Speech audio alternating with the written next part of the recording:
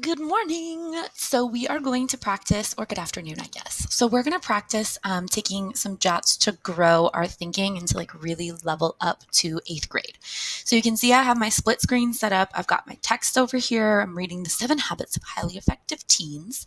It's really good, really helpful. I read it as a teenager, but I'm rereading it now because it's helpful for adults. And then over here, you can see that I have my notebook set up and I've already made the title Jots 916.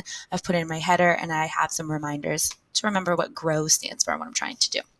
Okay, so just to give you some context of what I'm reading, I'm on this chapter called Paradigms and Principles, and he starts with this list, the author starts with this list of stupid quotes like, we don't like their sound, groups of guitars are on the way out, like people who rejected the Beatles, who went on to become a super famous band, right?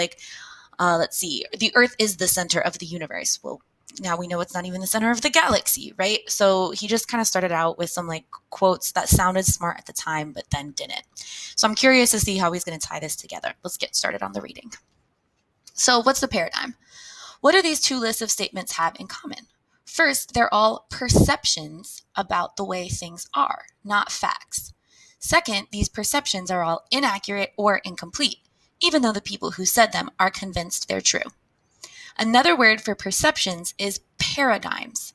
Paradigms. Oh, that's telling me how to pronounce it. Got it.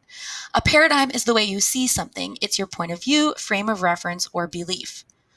That's actually kind of a realization for me because I never really knew what a paradigm was. So I'm going to go paradigm equals, and I'm going to put this in my own words so it's easy for me to remember. Paradigm is the way you see something, your point of view, frame of reference, or belief. Paradigm is how you see the world around you or a specific thing.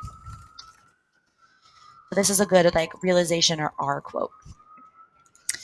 Sometimes our paradigms are way off the mark, and as a result, they create limitations. Okay, so that seems like an important opinion here. So I'm going to author's POV is sometimes paradigms can create limitations. So I'm also noticing that this sounds like a problem, and I might keep an eye out for some solutions. I wonder if he's going to tell us how to avoid this being an issue. I might, you know what? I'm just going to keep that in my head. Be on the lookout for how to avoid this. Your paradigms creating limitations. For instance, For instance, you may be convinced that you don't have what it takes to get into college. But remember, Ptolemy was just as convinced that the Earth was the center of the universe. Interesting. Okay. And think about a teen who believes she can't get along with her stepdad. If that's her paradigm, is she likely to ever get along with him? Probably not, because that belief will hold her back from really trying.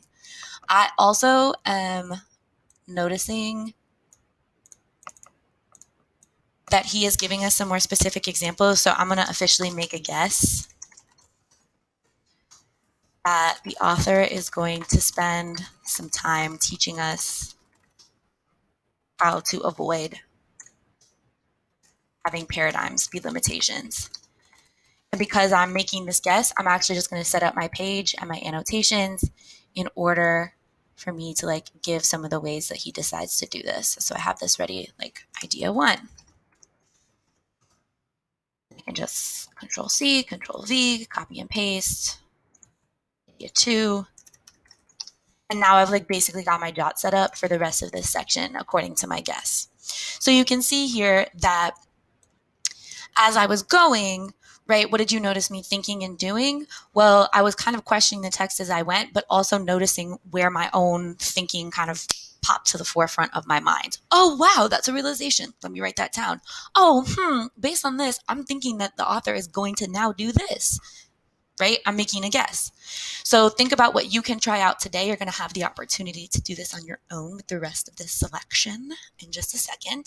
And then think about any questions that you still have. Why did Ms. Driscoll do this? Why was she thinking about this? What was going on here? And make sure you chat those in.